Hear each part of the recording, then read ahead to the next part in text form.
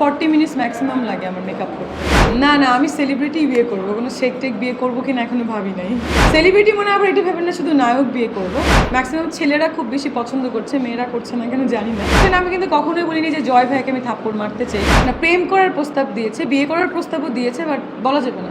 লুকটা ফার্স্ট আমি করে এসেছি বাসা থেকে, বেশিক্ষণ না। আমি অলওয়েজ খুব কম টাইমে 40 মিনিটস ম্যাক্সিমাম লাগে আমার মেকআপ করতে। না না, আমি হোয়াইট বা এই টাইপের কালারগুলো খুব পছন্দ করি, আমার খুবই পছন্দের।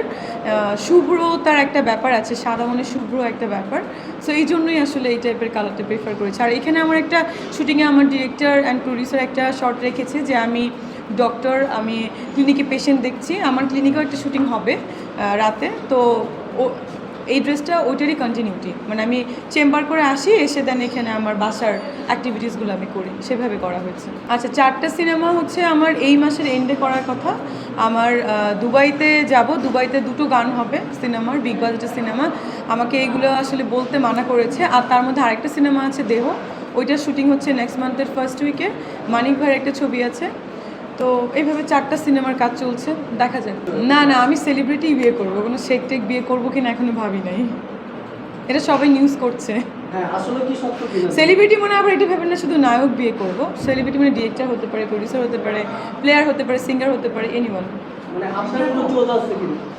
বলা যাবে না, এগুলো বলা যাবে না, এগুলো এনক্লোজ করবো। না না, আমি রাগান্বিত না। আমি খুব কুল মাইন্ডের একটা মানুষ, খুব কুল মেন্টালিটির, আমি খুব সফট মাইন্ডেডের একটা মানুষ। রাগান্বিত মানে কিছু কিছু ইস্যুসগুলো নিয়ে আমি রেগে গিয়েছিলাম, মানে ওই টাইমের ওই মোমেন্টের রাগান্বিত ভাবটা দেখা গেছিলো। আর কিছু কিছু ব্যাপার হচ্ছে বিভিন্ন লোকজন ক্যাপশনসগুলো আসলে এমনভাবে দেয়, সেটা হচ্ছে খুব দুঃখজনক লাগে। যেটা আমি বলিনি, যেটা আমি করিনি, সেই ক্যাপশনসগুলো দিলে তো আসলে দুঃখ লাগবে না, সেগুলো তো আমি বলিনি। শুধু শুধু মানে কথা কেটে কেটে দেওয়ার তো কোনো মানে হয় না। না, প্রেম নিবেদন করতে ভয় মানে কি, হয়তো লজ্জা পাই, শাই ফিল করে। প্রেম নিবেদন অনেকেই করে, এখন আরও বেশি করছে, ক্রাশ বলছে, এই বলছে। ম্যাক্সিমাম ছেলেরা খুব বেশি পছন্দ করছে, মেয়েরা করছে না কেন জানি না। তো মেয়েদের তো আসলে স্বভাবত একটা জেলাসি থাকে হয়তো বা, বাট কিছু মেয়েও আবার পছন্দ করছে, বলছে যে আসলে আমি যেগুলো বলেছি নিজের পার্সোনাল পারসেপশন থেকেই বলেছি, নিজের ভালো লাগা, নিজের কথা, নিজের দুঃখ, আমি আসলে সেটাই ব্যক্ত করতে চেয়েছি।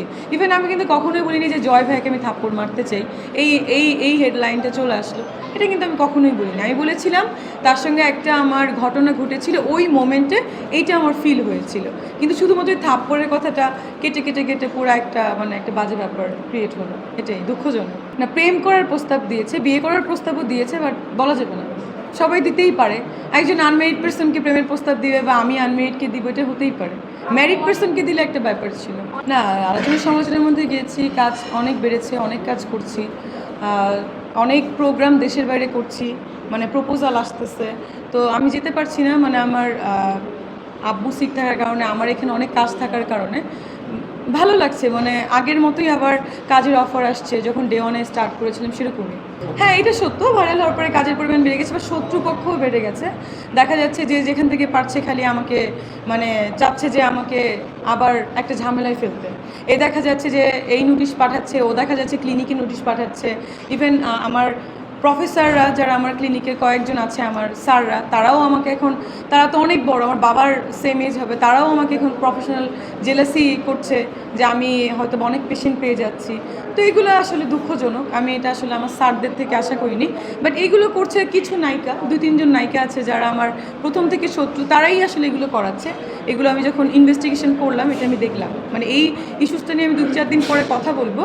মানে এরকম একটা ঝামেলায় আমি ফেস করছি। আমার ক্লিনিকে কিছু পেশেন্ট সাজিয়ে পাঠানো হচ্ছে যে এখানে ভুল ট্রিটমেন্ট হয়, এখানে মিষ্টি পারে না কিছু, বা ট্রিটমেন্ট কিন্তু এখানে আমি সব দিই না, প্রফেসর লেভেল বা অ্যাসিস্ট্যান্ট প্রফেসর তারাই কিন্তু এখানে দেয়।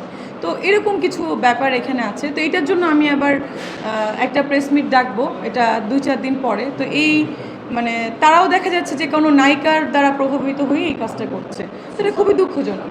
অনেক বেশি শত্রু, মানে বন্ধু যেরকম, শত্রুও, মানে শত্রু অনেক বেশি থেকে কি হয়, 2-4 জন মেইন শত্রু থাকলেই হয় বড় লেভেলের।